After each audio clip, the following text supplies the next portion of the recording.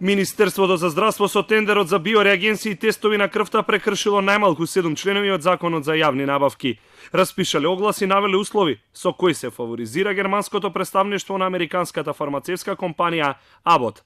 Ова го заклучила Државната комисија од жалбите на трите веледрогерии. Министерството за здравство барало анализа на 1200 тестови на час. Таква машина поседувал само производителот и единствен апликант на тендерот Abbott од Германија.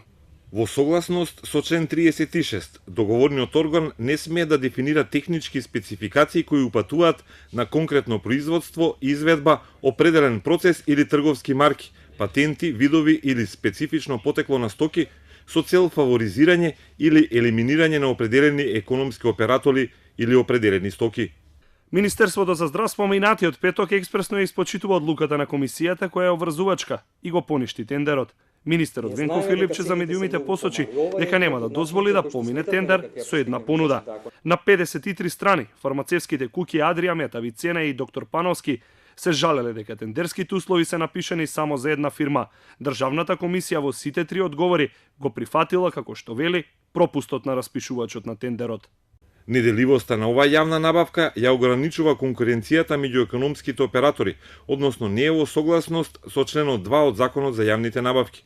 Во подкрепа на наведеното е фактот што за оваа јавна набавка е пристигната само една понуда.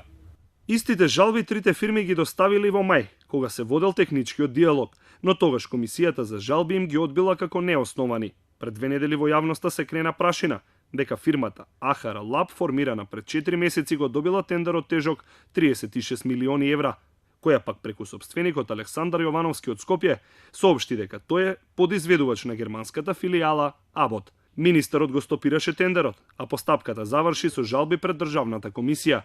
Прашани од Министерството велат дека се согласуваат со одлуката на комисијата и нема да се жалат пред управниот суд.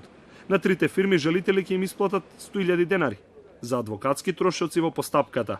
Доколку поминеше оваа набавка, фирмата ќе имаше обврска во наредните 3 години да ја собира крвта на граѓаните, да ја транспортира и анализира во 12 лаборатории со опрема, која самата се обврзала дека ќе ја обезбеди за сума од 36 милиони евра за 3 години, а не како досега секоја клиника за годишни потреби да набавува реагенции и да врши анализи со постоечките машини.